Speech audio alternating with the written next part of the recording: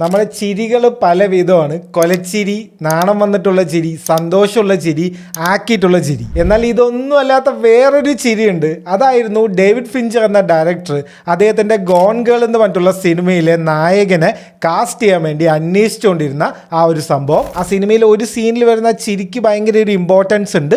കഥ ഇങ്ങനെയാണ്, ഭാര്യ മിസ്സിംഗ് ആണ്. അപ്പോൾ എല്ലാ പത്രക്കാരും എല്ലാവരും കൂടെ വന്ന് ചേർന്നിട്ട് ഭർത്താവിനെ ഭാര്യയുടെ മിസ്സിംഗ് പോസ്റ്ററിന്റെ സൈഡിൽ നിർത്തിയിട്ട് ഫോട്ടോ എടുക്കുക. അപ്പോൾ ഭർത്താവ് ഒരു ചിരി ചിരിക്കും, ഒരു വിയേർഡായിട്ടുള്ള ഒരു സ്മൈൽ. ആ ചിരി കാരണമാണ് ഇത് ചെയ്തത് ഭർത്താവ് തന്നെയാണെന്ന് എല്ലാവരും സംശയിക്കുക. അപ്പോൾ ഇത്രയും ഇമ്പോർട്ടൻസ് ഉള്ളത് കൊണ്ട് തന്നെ ഫിഞ്ചർ ഒരുപാട് ആൾക്കാരെ ഇങ്ങനെ അന്വേഷിച്ചുകൊണ്ട് ഇരിക്കുമ്പോഴാണ് നമ്മുടെ ബെൻ അഫ്ലെക്ക് ഉണ്ടല്ലോ, ബെൻ അഫ്ലെക്കിന്റെ ഈ പാപ്പരാസി ഫോട്ടോകളുണ്ട്.